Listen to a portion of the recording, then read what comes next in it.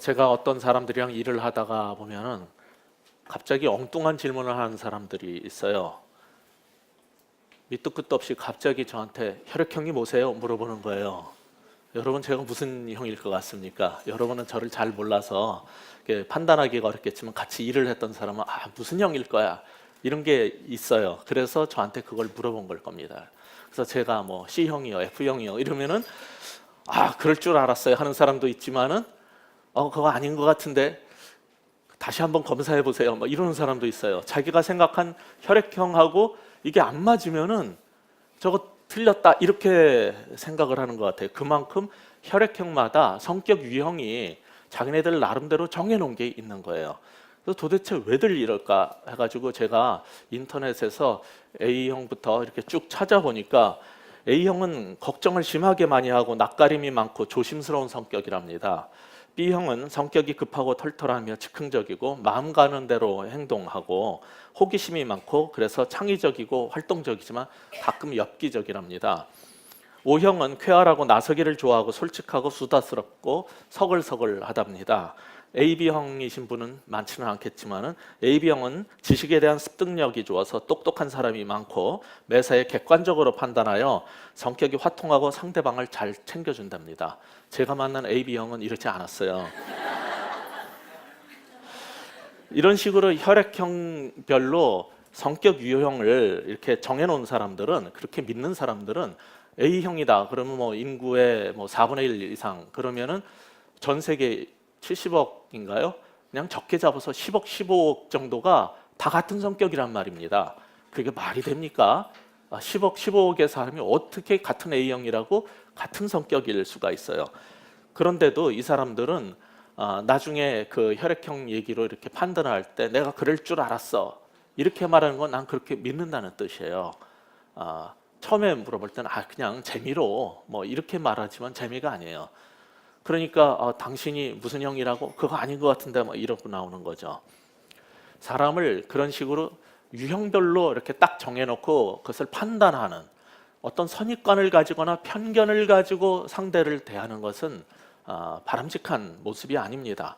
그런데 우리가 읽었던 이 본문에 나온 사건을 보면은 하나님을 믿는다면서도 어떤 편견을 가지고 사람을 판단하고 자기의 신앙의 확신을 가지고 그거하고 다른 사람들을 이제 몰아가면서 그것은 잘못됐다 어떻다 하는 사람들 얘기가 많이 나오는 거예요. 어떤 면에서 그런 것이 나타나는지 우리가 같이 살펴볼 겁니다. 오늘 읽었던 본문은 전에 말씀드렸듯이 소위 사도 바울의 1차 전도 여행 중에 한 사건입니다. 13장에서는 유대인들이 이 개종한 이방인들 가운데 귀부인들을 통해 가지고 또 그 사람의 남편이라든지 알고 있는 그 지역의 유력자들을 막 동원을 해서 바나바하고 사도 바울이 전한 복음이 마음에 안 드니까 이 사람들을 몰아내려고 했던 거예요. 그러자 이 바나바와 바울은 그 신발에 먼지를 떨어버리고 이고니온으로 향했죠. 그것은 상징적으로 이제 복음은 너희들하고 관계가 없다라는 심판을 선언하는 행위라고 했습니다. 그렇다고 이방인의 사도인 바울이지만은 동족 유태인들의 구원에 대해서 포기한 것은 아닙니다. 우리가 조금 전에 읽어봤던 1절, 2절 다시 보시면은 어떤 태도로 나가는지 알 수 있을 겁니다. 다시 한번 봅시다. 이에 이고니온에서 두 사도가 함께 유대인의 회당에 들어가 말하니 유대와 헬라의 허다한 무리가 믿더라. 그러나 순종하지 아니하는 유대인들이 이방인들의 마음을 선동하여 형제들에게 악감을 품게 하거늘. 자, 13장에 보면은 비스디아 안디옥에서 복음을 전하다 유대인들이 그를 몰아냈어요. 그러면 화가 날 만도 하지 않습니까? 그리고 그들에게 신발에 먼지를 떨어버리고 갔으면은 관계없다 심판을 선언하고 갔으면은 이방인들한테 그냥 하면 돼요. 바울은 이방의 사도로 부름을 받았으니까. 근데 1절에 보시면은 다시 유대인의 회당으로 가가지고 거기서 그들에게 복음을 전하는 거예요. 그 결과 회당에 나온 많은 사람들이 예수님을 믿게 된 거죠. 그런데 이 전도자 증인의 삶이라는 것은 평탄하지가 않습니다. 2절을 보면은 13장 9반에서 이 바나바와 바울이 겪었던 일하고 똑같은 게 같은 패턴으로 반복이 되는 거예요. 다시 유대인들은 이방인들, 귀부인들하고 유력자들을 부추겨 가지고 선동을 해서 사도들을 추방하고 핍박합니다. 그런데 이것은 이 두 사도만 핍박을 하고 내쫓는 것이 아니라 2절에 보면은 우리의 형제들, 즉 모든 그리스도인들을 향한 핍박이라고 성경 그렇게 지금 표현하고 있어요. 이건 사도만을 향한 핍박이 아니라는 거죠. 우리 그리스도인 교회 모두를 향한 핍박이라는 거예요. 보통 우리 성도들은 하나님을 잘 믿으면은, 그리고 전도를 열심히 하고 살면 하나님께서 축복해 주셔서 모든 일이 다 잘 될 거다, 이런 생각을 갖고 있는데 그것도 일종의 종교적 편견입니다. 현실을 보면은 복음을 더 선명하게 전하면 전할수록 여러분은 세상에서 핍박을 받게 될 거예요. 삶이 힘들어질 겁니다. 이것은 우리 모두가 겪는 모두의 공통 경험인 거죠.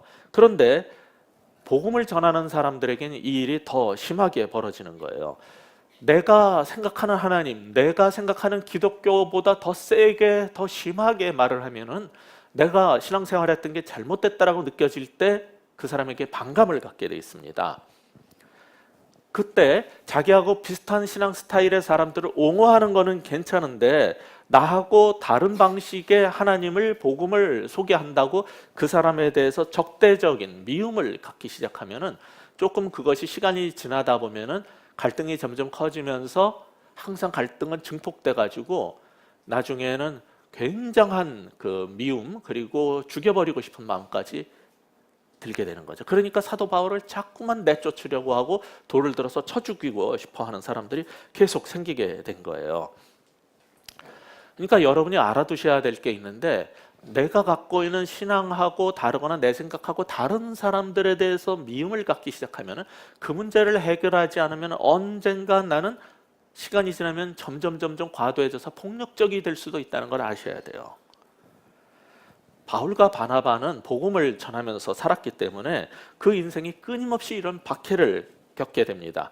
그런데 3절 상반부에 보면 두 사도가 오래 있어 주를 힘입어 담대히 말하니 라고 3절이 얘기하고 있어요.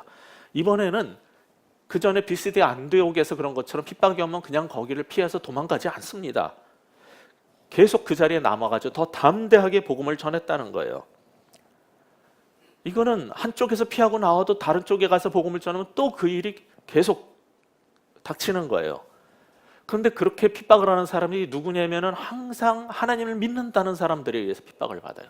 불신자와 이방인들이 핍박을 하는 게 아니라, 정말 이상한 거는 성경을 볼 때마다 제가 가슴 아픈 거는 예수님을 잡아 죽이려고 했던 사람이 유대인들이었고, 하나님을 잘 믿는다는 유대인들이었고, 사도 베드로를 그렇게 핍박했던 사람들도 유대인들이었고, 이제 사도 바울을 핍박한 사람들도 유대인이고, 아니 이스라엘에서 그래가지고 피해서 이방 땅으로 가면은 비스디 안디옥에서도 또 유대인들이 그들을 핍박을 하고, 이거니로 가면은 거기서 또 유대인들이 핍박을 하는 거예요. 저는 이게 정말 왜 이렇게까지 그런지 모르겠어요. 불신자들은 그렇게까지 안 그래요.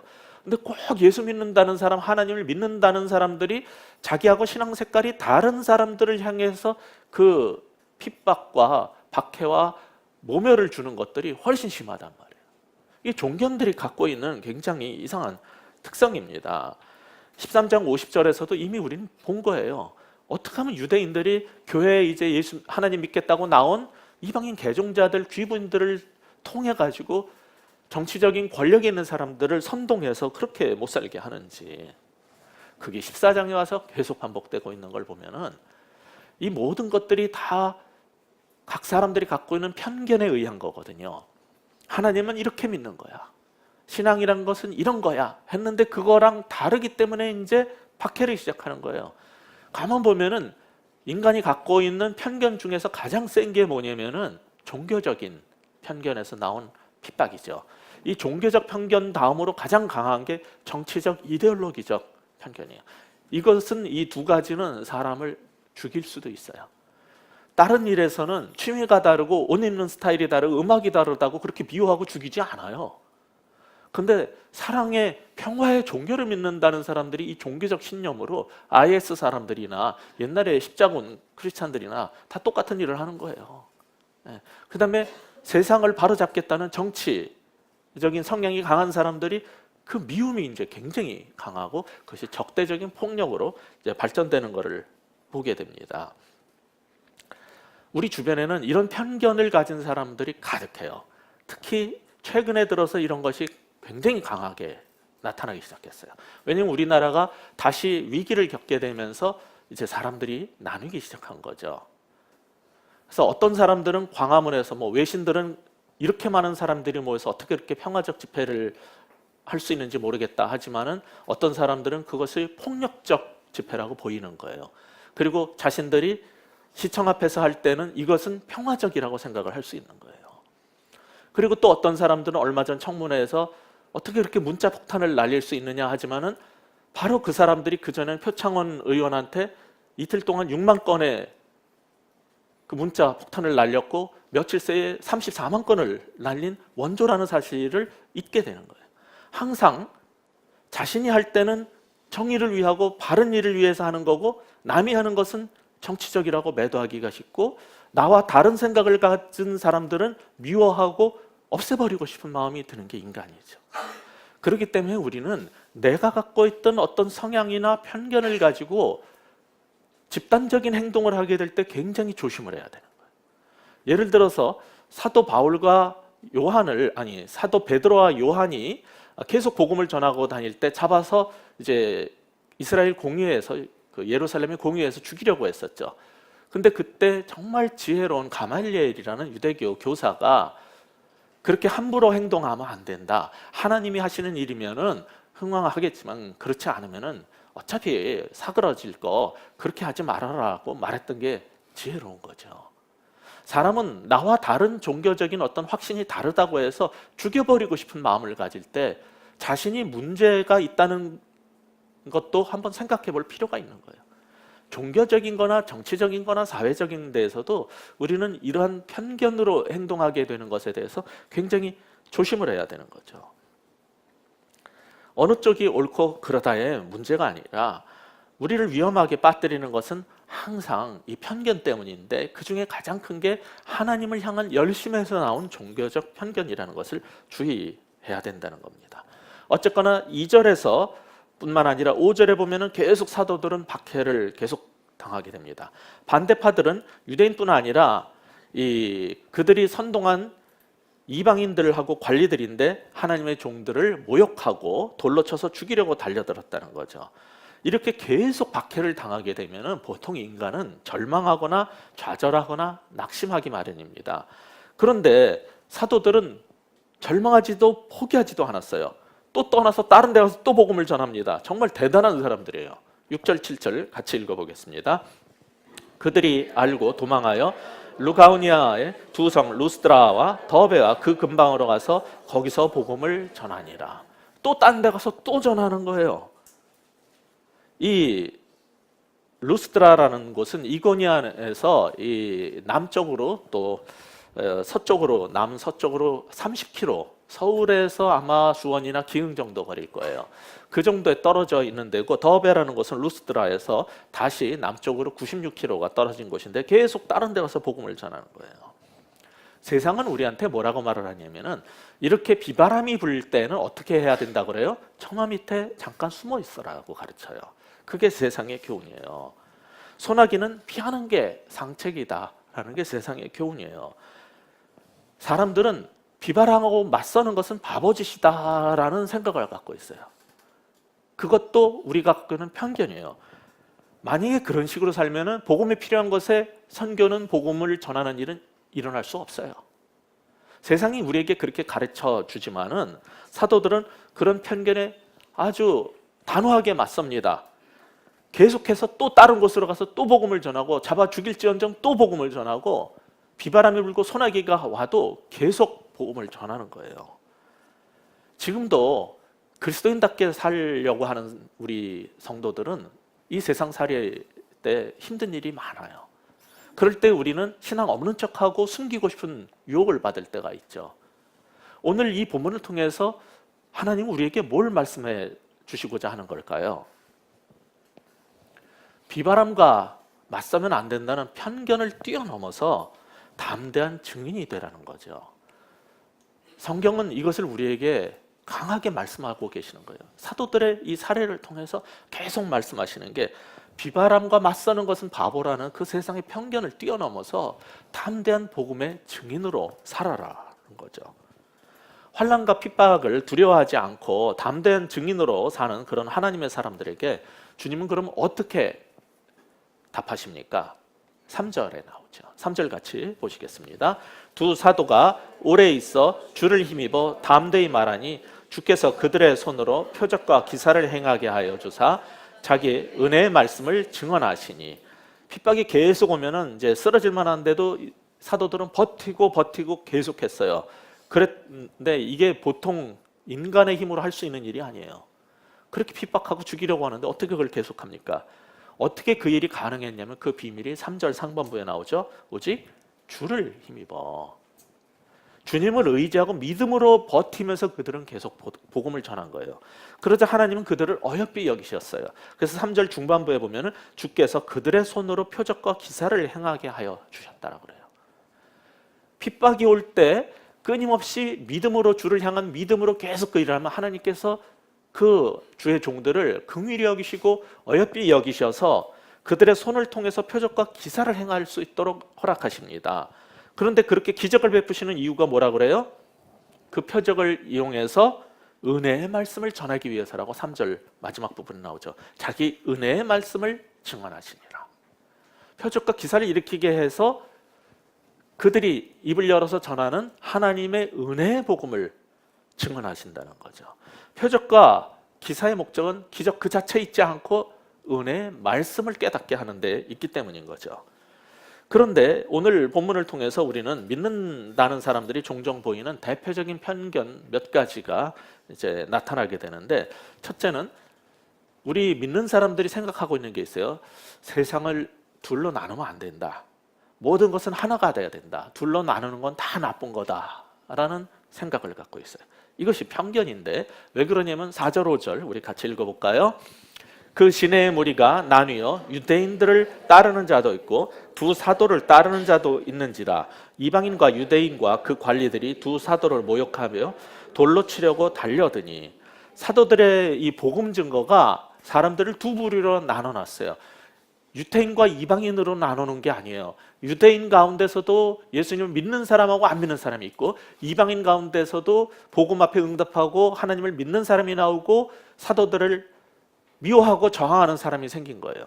그러니까 종족으로 나뉘는 게 아니라 복음이 전해지니까 세상이 둘로 쪼개졌는데 어떻게 쪼개지냐면 예수님을 믿는 자와 믿지 않는 자로 유대인 이방인하고 관계없이 둘로 나눠버리는 거예요. 혼란스럽고 죄 많은 세상에 복음이 전파됐을 때 벌어지는 현상이 있는데 세상이 둘로 갈라진다는 거예요. 예수님을 믿고 복음을 믿는 자들과 그렇지 않은 이 둘로 나뉘는 거예요. 그런데 사람들은 둘로 나뉘는 건 나쁘다라는 편견을 갖고 있어요. 성경은 혼란스러운 세상에 진리가 전해지면 항상 세상은 진리와 비진리로 둘로 나뉘게 돼 있다는 거예요. 이것은 정상이지 이게 나쁜 게 아닙니다. 그런데 하나님을 믿고 종교를 갖는 사람일수록 강하게 갖고 있는 게 뭐냐면 나뉘면 안 된다. 다 똑같이 하나가 돼야 된다는 게 굉장히 강해요.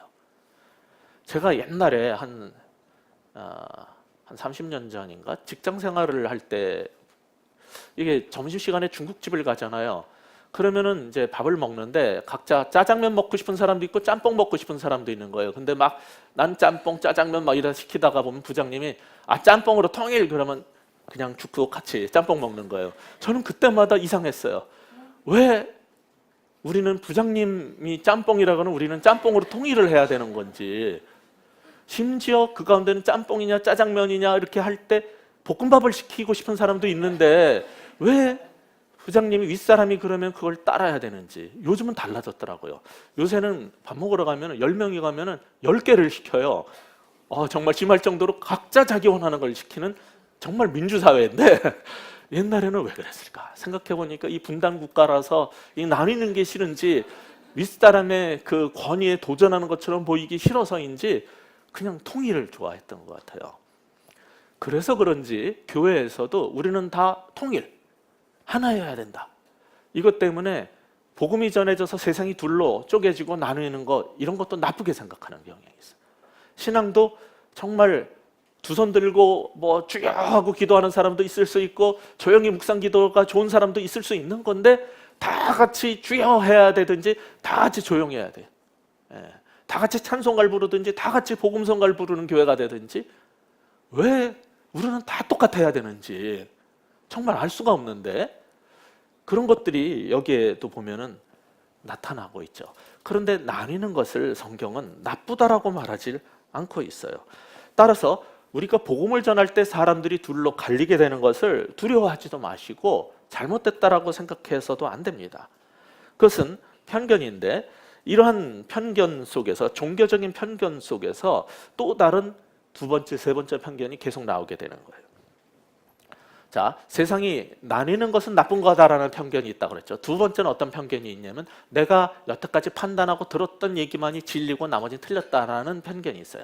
그 중에 하나가 사도에 대한 건데, 자, 사도 그러면은 이 12제자들이 성경이 말하는 유일한 사도고 그 사람들이 사도인 이유는 예수님과 함께 먹고 자고 배웠던 사람이기 때문에 그들만이 사도다. 그 이후에는 지금은 사도가 없다. 이런 걸 여러분이 많이 들어서 아실 거예요. 그런데 오늘 본문을 보면 이상한 게 있는데 3절, 4절, 5절을 전부 계속 반복해서 바울과 바나바를 뭐라고 불러요? 사도라고 불러요. 아니 바울이야 다메섹 도상에서 부활하신 예수님을 만났기 때문에 사도라고 쳐주마 하는 사람들이 있어요. 그런데 바나바도 사도라고요? 이거는 받아들일 수 없는 사람이 대부분이에요. 근데 성경에서는 분명히 여기 14절, 26절에도 또 나옵니다. 바나바도 사도라고 성경은 말해요. 이 12제자 외에 바울은 물론 바나바까지 사도일 뿐만 아니라 성경을 깊이 연구해 보면은 성경에는 사도가 더 많이 나옵니다. 예를 들어서 로마서 16장 7절을 보시면은 이런 말씀이 나와요. 내 친척이여 나와 함께 갇혔던 안드로니고와 유니아에게 문안하라. 그들은 사도들에게 존중이 여기고 또한 나보다 먼저 그리스도 안에 있던 자다. 이렇게 나와요. 그들은 사도들에게 존중이 여겨지고. 근데 이 부분을 헬라어를 가장 정확하게 번역한 우리 성경은 이게 오래전에 번역을 해가지고 그렇고요. NIV 성경 같은 경우는 뭐라고 되어 있냐면 They are outstanding among the apostles 이렇게 돼 있어요. 그들은 사도들 가운데 누가? 안드로니고와 유니아가 그들은 사도들 가운데 뛰어난 자였다. 그렇게 번역을 해놨어요. NRSV 성경도 They are prominent among the apostles 이렇게 돼 있어요. 그들은 사도들 가운데 가장 현격하게 뛰어난 자들이었다. 굉장히 사도가 많았다는 얘기예요. 그래서 12제자뿐 아니라 바울과 바나바뿐 아니라 여기 안드로니쿠스하고 유니아도 사도들이었다는, 그 외에도 사도들이 많았다는 얘기예요. 우리 개역개정은 그걸 받아들일 수가 없어서 번역을 바꿔놓은 거예요.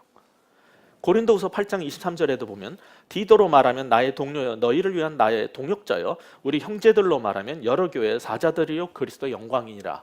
여기에 그 형제들도 사도 바울의 동역자들 그 형제들이 뭐라고 그랬냐면은 여러 교회 사자들이라고 그랬는데 그 사자들이라는 단어가 아포스톨로이 사도들이라는 단어입니다. 사도라는 말이 뭐냐면은 세번역이 말한 것처럼 심부름꾼으로도 번역을 해놨어요. 거기서 그리고 7인데 그게 단어 동그라미 7 그것은 사도들이란 뜻이다. 이렇게 줄을 달아놨어요. 그러니까 바울의 동역자들을 바울은 사도들이라고 부른 거고 성경은 그것을 그렇게 말하고 있는 거예요. 사도들이 굉장히 많았어요. 성경이 말하는 사도는 그리스도의 복음을 위해서 능력으로 복음의 증인으로 살고 하나님께 쓰임 받았던 사람을 광범위하게 사도들이라고 말하는 거예요. 근데 오늘날 우리들은 보통 목사님들은 뭐라 그러냐면 12명 외에는 사도가 없다 이렇게 말하는 거예요. 그건 편견이에요. 성경을 서기해보고 연구해보지도 않고 그냥 우리 개역 개정 하나 읽고 거기에서 나오는 이렇게 뭐 바나바 얘기도 눈에도 안 들어오고 바울까지만 봐주는 거죠. 그리고 사도는 없다. 이런 게 우리가 갖고 있는 편견이에요. 우리는 내가 갖고 있는 확신을 그걸 확인을 하려면 성경을 제대로 살펴봐야 돼요. 근데 연구하지도 않고 그런 편견으로 우리는 신앙생활을 하는 거예요. 그래서 사도적으로 일하고 열심히 사역하는 사람들에게 사도적이라는 말을 쓰는 것 자체를 두려워해요. 그리고 나랑 다른 생각을 가지면 다 이단이다 이렇게 말을 하는 거죠. 그런 것들이 우리가 갖고 있는 편견이에요. 세 번째 본문에서 나타난 또 한 가지 편견이 있는데 이것은 복음 전도에 대한 그 개념 문제입니다. 15절 후반부터 17절에 보면은 하나님을 믿는다는 것이 무엇인지에 대해서 사도 바울이 전도 설교를 할 때 굉장히 광범위하게 설명을 하고 있어요.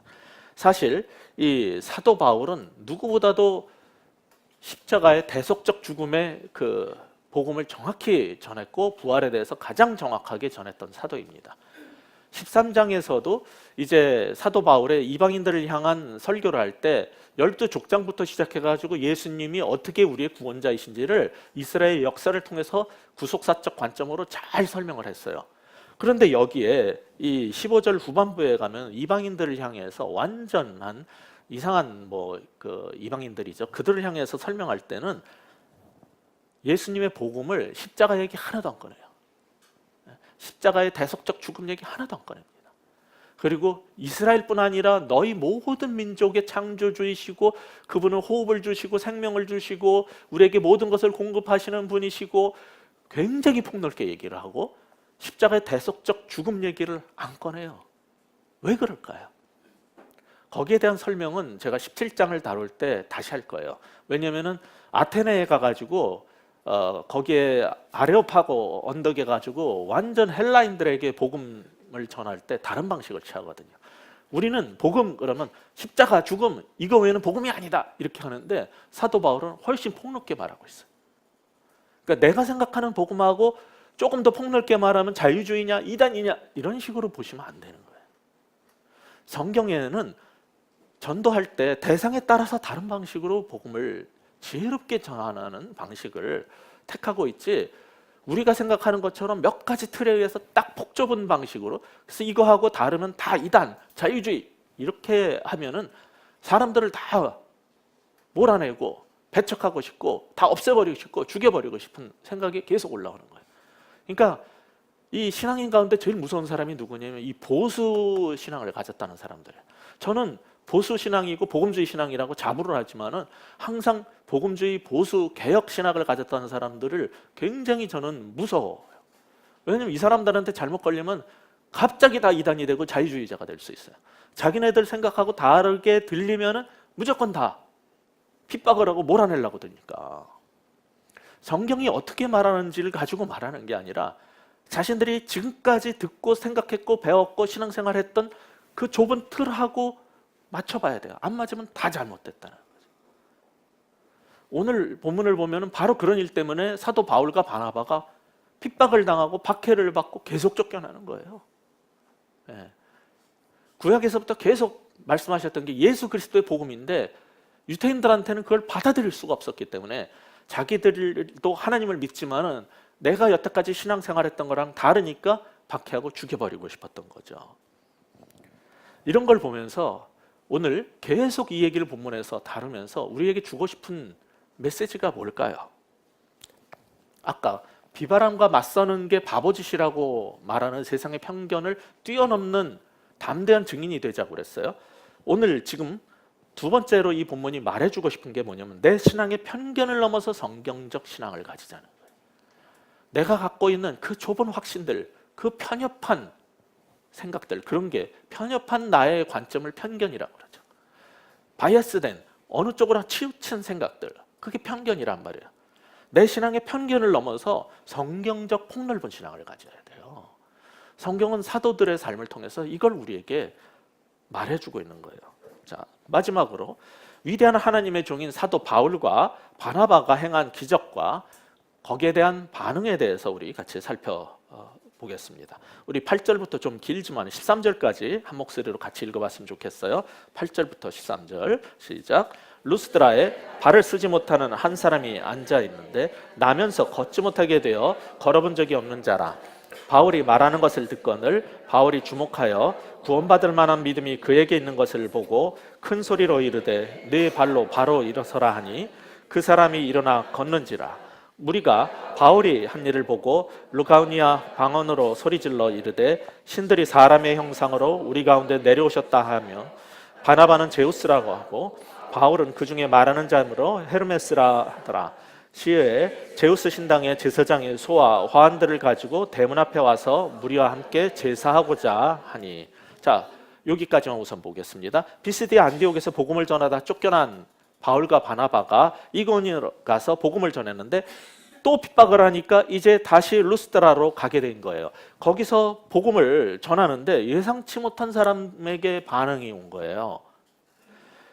이미 설교할 때마다 그 가운데 하나님을 믿는 유대인들이 많이 있었고 유대교로 개종한 이방인들, 귀부인들이나 유력자들도 있었는데 이 사람들은 핍박을 했지만은 거기에 보면은 9절에 나면서부터 안전뱅이 된 한 사람이 사도 바울의 설교에 주목하고 귀를 기울인 거예요.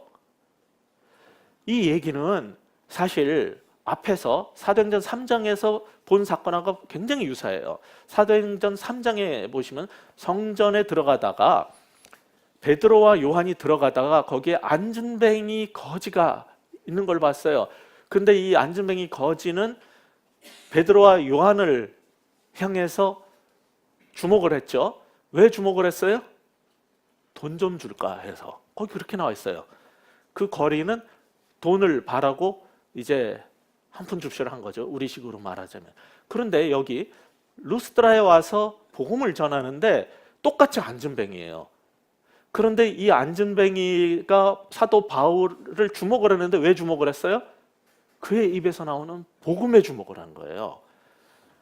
이스라엘 땅에 그 안전뱅이 거지는 왜 사도들에게 주목을 했냐면 혹시 돈 줄까? 이방인 거지도 두 가지가 있는데 유태인 거지, 선민 유태인 거지가 있고 이방인 거지가 있어요.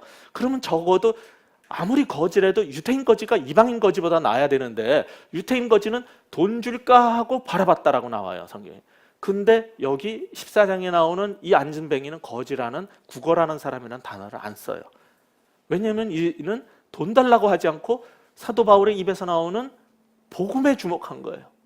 거기에 대해서 사도 바울도 주목해서 보고 이 친구는 정말 설교를 집중해서 제대로 듣는데 그러면서 보니까 구원받을 만한 믿음이 있다는 걸 알았어요. 그래서 놀라운 도전을 하죠. 10절에 보면은 바로 일어나 네 발로 걸어가라는 거예요. 일어나라는 거예요. 아니 그래도 그렇지 좀 안수기도도 좀 해주시고 손을 잡고 일으켜 세워야 될 거 아닙니까? 근데 그렇게 안 하는 거예요. 그냥 바로 네 발로 일어나라 그랬더니 딱 일어나서 막 돌아다니. 성전 미문에서 베드로와 요한이 기적을 일으켜 세운 그 거지는요 일어나서 안으로 뛰어가고 막 성전 안으로 뛰어들어가고 걸어다니고 그랬어요. 그거랑 똑같다는 거예요.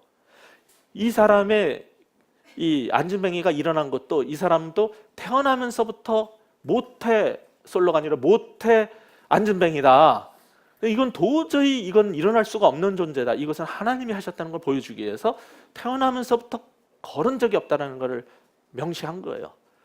그런데 유태인의 사도였던 베드로가 할 때는 적어도 일어나라 그러고서는 뭐 안수를 하든지 또 많은 기적을 일으킬 때 또 손을 잡고 일으켜 세우기도 하지만 그냥 이방인의 사도 바울은요 말로 그냥 일어나 그러면 그냥 딱 일어나는 거예요.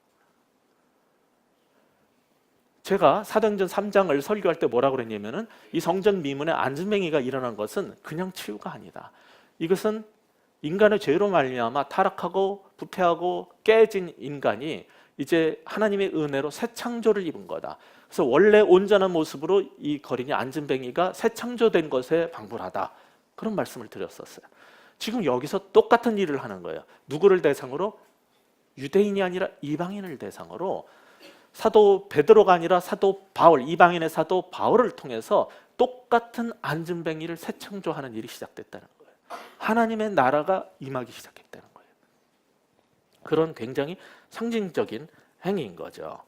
이걸 통해서 이제 유대인에게 임했던 하나님의 구원의 복음이 이방 땅에도 동일하게 사도 바울을 통해서 임하기 시작했다는 것을 선언하는 과정입니다.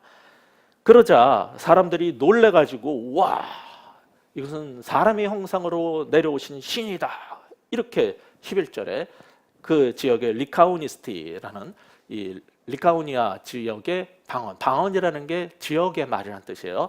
그 뭐 천구 방언 이런 게 아니라 성경에서 방언은 그런 그 지역의 말로 신들이 사람의 형상으로 우리에게 내려오셨다라고 소리를 치기 시작한 거예요. 이 오비드의 시에 보면은 그리스 신화가 그 지역 버전으로 각색이 된 게 있는데 그리스의 최고의 신이 뭐죠? 제우스예요. 제우스하고 헤르메스는 오늘날 여러분이 좋아하는 그 명품 에르메스 그겁니다. 헤르메스하고 둘이서 사람 모양으로 내려와 가지고 얘기를 하려고 했는데, 자신들을 환대한 사람들을 위해서는 이제 홍수를 내려 가지고 자신들을 거부하고 영접하지 않은 사람들을 다 쓸어버리려고 하는데, 너희들은 산 위로 올라가서 피하라라는 설화가 있어요. 그때 사람의 몸으로 내려왔다는 얘기, 그거를 이들이 알고 있기 때문에 지금 와, 제우스와 에르메스가 우리 가운데 사람의 형상으로 내려온 거다, 이런 말을 한 거예요. 근데 이게 웃기는 게 이 지역이 어디냐면 로마의 점령지예요. 그럼 로마에서는 그게 대등한 신이 있는데, 제우스가 아니라 뭐예요? 주피터가 있고, 헤르메스 대신 뭐가 있어요? 머큐리가 있어요. 그러면은 둘을 주피터와 머큐리라고 해야 되는데 그렇게 안 부르고 제우스와 헤르메스라고 부른 거예요. 게다가 치유의 능력을 발휘한 거는 누구예요? 사도 바울이에요. 근데 사도 바울한테 헤르메스래요. 그리고 그 뒤에 조용히 점잖게 앉아 계셨던 바나바에게 제우스 신이라고 그런 거예요. 왜 그러냐면 헤르메스가 신들의 전령 역할을, 메신저 역할을 하는 신이거든요. 그러니까 기적도 기적이지만은 바울의 입에서 나오는 복음이 너무 놀라웠는지 그 복음 때문에 감동을 받아가지고 바울을 헤르메스 신이라고 그렇게 한 거죠. 그러면 나머지가 앉아 계셨던 바나바 형님이 이제 제우스가 되는 거예요. 그런 추정이 되는데, 이렇게 신이라고 생각을 하고 숭배하려고 했어요. 심지어는 그 도시의 바깥에 외곽에 보면 도시로 들어가는 진입로가 있는데 거기에 제우스 신전이 있게 돼요. 그 신전의 제사장이 황소하고 꽃들을 갖고 나와가지고 막 바울과 바나바를 찾아와가지고서는 숭배를 하겠다, 제사를 드리겠다고 그런 거예요. 이때 사도 바울과 바나바는 어떻게 행동을 합니까? 14절부터 15절까지 같이 읽어보겠습니다. 두 사도 바나바와 바울이 듣고 옷을 찢고 무리 가운데 뛰어들어가서 소리질러 이르되, 여러분이여 어찌하여 이런 일을 하느냐? 우리도 여러분과 같은 성정을 가진 사람이라. 여러분에게 복음을 전하는 것은 이런 헛된 일을 버리고 천지와 바다와 그 가운데 만물을 지으시고 살아계신 하나님께로 돌아오게 하려 함이라. 여기까지만 보겠습니다. 요즘에도 유치하게 신전이니 제사니 이게 뭐냐 그런 사람들도 있지만은, 그 사람들 가운데 상당수가 자신이 신이 되고 싶어해요. 신과 같은 존재가 되고 싶어해요. 우리 기독교인들은 적어도 그는 흥하여야 되겠고 나는 쇠하여야 하리라는 그런 세례요한의 정신을 알아요. 그런데 그런 그리스도인들조차도 여전히 스타가 되고 싶어하고 사람들한테 인정받고 싶어하고 유명해져서 팬클럽이 많아졌으면 좋겠고 수많은 사람들이 나를 추종해서 왕처럼 세워졌으면 좋겠다는 게 속에서 계속 올라와요. 심지어 목사님들한테 이게 더 강하게 나타나는 것 같아요. 그래서 자기 이름을 딴 채플과 기념교회를 세우고 싶어하고 자기를 숭배해서 동상을 세워줬으면 하는 사람들이 많은데, 근데 이렇게 몰려와서 제사를 지내고 막 숭배를 해주겠다 그러면 얼마나 좋아요. 그냥 이게 내가 바라는 게 아닌데 쟤네들이 그렇게 지었다고 막 이렇게 하고 싶은 목사님들이 많거든요. 실제 그런 분들도 우리는 보고 있고. 그런데 이거는 그냥 거절하는 정도가 아니에요. 여기 14, 15절을 보면은, 14절에 보면은 옷을 찢고 소리를 질러요. 15절, 왜들 이러시냐? 어찌하여 이런 일을 하냐고. 아까 말씀드린 것처럼 이러시면 안 되는데 그러면서 그냥 가만히 있으면 유명해지고 좋은데 막 옷을 찢고 그냥 심지어는 그 무리들 속으로 뛰어들어가 가지고 막 소리를 질러요. 신은 적어도 거룩한 하나님의 종은 더러운 사람들 무리 속에 섞이면 안 되는 거예요. 근데 바울과 바나바는 무리 속으로 일부러 뛰어든 거예요. 우리는 여러분하고 똑같은 사람입니다. 여기서 성정이 같다라는 말은 야고보서에 보면은 기도하면 하늘에 비가 멈추고 또 가뭄이 들면 또 기도하면 비를 내려주는 그러한 엘리야의 능력을 그들이 사모했지만, 엘리야도 우리와 성정이 같다 할 때 똑같은 표현이에요. 우리는 신이 아니고 우리는 다 똑같이 여러분하고 똑같은 평범한 사람입니다 라는 뜻이거든요. 그래서 사도 바울과 바나바는 그들 속으로 뛰어들어가서 소리를 지르면서 옷을 찢으면서, 옷을 찢는다는 것은 신성모독적인 참남한 행동에 대해서 슬퍼하고 아파하는 행동이에요. 그들은 그냥 거절이 아니에요. 몸부림을 치는 거예요. 이러시면 정말 안 된다고요. 손님 여기서 이러시면 안 됩니다 정도가 아니에요. 막 완전히 소리를 질러가면서 이거 도대체 뭐 하는 겁니까? 왜냐하면 사도가 전했던 복음이 15절 후반부에 있는 것처럼 이런 헛된 일을 버리고 하나님께 돌아오게 하려고 내가 복음을 전했고 그 복음을 위해서 하나님이 기적을 베풀어 주신 건데 어떻게 우리를 숭배할 수 있냐? 이게 바로 내가 하면 안 된다고 말했던 그 헛된 일 아니냐라고 소리를 지르는 거예요. 누구나 다 유명해지고 싶고 누구나 다 추종자가 많기를 바라고 내 팬클럽이 많기를 바라고 그래서 젊은 사람들은 너도 나도 연예인이 되고 싶고 가수가 되고 싶고 텔레비전에 나오고 싶어 하는 이런 시대예요. 이런 시대를 사는 우리들한테 사도 바울과 바나바의 모습은 큰 교훈을 줘요. 우리는 신이 아니다라는 거죠. 아무리 우리가 잘났어도 적어도 창조주와 피조물 사이에 그 간격이 있다는 것 정도는 인정할 줄 알아야 돼요. 그게 인간의 가장 본질적인 모습이거든요. 자신이 신과 같아지고 싶고 능력을 갖고 싶고 모든 사람들로부터 명성을 얻고 명예를 얻고 나를 숭배해 주기를 바라는 것은 사탄적인 생각이라는 것을 성경은 가르치고 있어요. 사도 바울과 바나바의 이런 모범을 통해서 오늘 본문이 우리에게 주고자 하는 마지막 교훈은 이겁니다. 명성 얻는 것이 성공이라는 편견을 버리고 오직 주님만 높이자는 거죠. 명성을 얻고 유명해지는 것이 성공이라는 그런 편견을 버리셔야 돼요. 오직 주님만 높이는 사람이 돼야 됩니다. 16절에 보면은 지금까지는 너희가 몰라서 그랬다. 그렇지만 이제 내가 전한 복음을 들었다면 이제부터는 그러면 안 된다는 게 사도들의 간절한 소망이었어요. 그러면서 18절에서 이렇게 말하죠. 같이 읽고 마치겠습니다. 시작. 이렇게 말하여 겨우 무리를 말려 자기들에게 제사를 못하게 하니라. 이게 얼마나 훌륭한 주의 종의 모습입니까? 정말 이 시대에 저를 포함한 우리 모든 목회자들이 이렇게 살아야 되겠죠. 그러나 여러분은 목회자가 아니고 선교사가 아니고 사도가 아니지만은 동일한 그리스도의 종으로서 오히려 가톨릭은요. 우리가 생각할 때 그 가톨릭은 사제와 평신도 이게 구분이 크다 생각을 하고 우리 개신교는 만인제사장주의라서 안 그렇다 하는데 개신교가 목사님들이 전부 그리고 교인들이 계속 목사님을 들쑤셔가지고 뭐 하나님의 대언자시오 뭐 거룩한 무슨 성직자시오 막 이러면은 으쓱으쓱해요 개신교 목사님들이.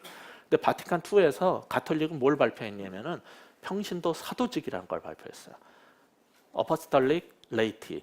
모든 교인들이 다 사도적 직분을 가진 사람이다라는 걸 이미 가톨릭은 했어요.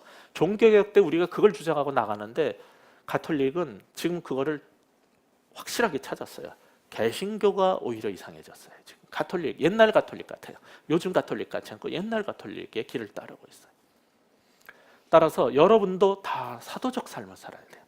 그러다가 보면 여러분을 존중하고 여러분의 신앙을 흠모하고 여러분의 업적을 흠모하고 여러분을 존경하면서 추종하고자 하는 사람들이 생길 수 있어요.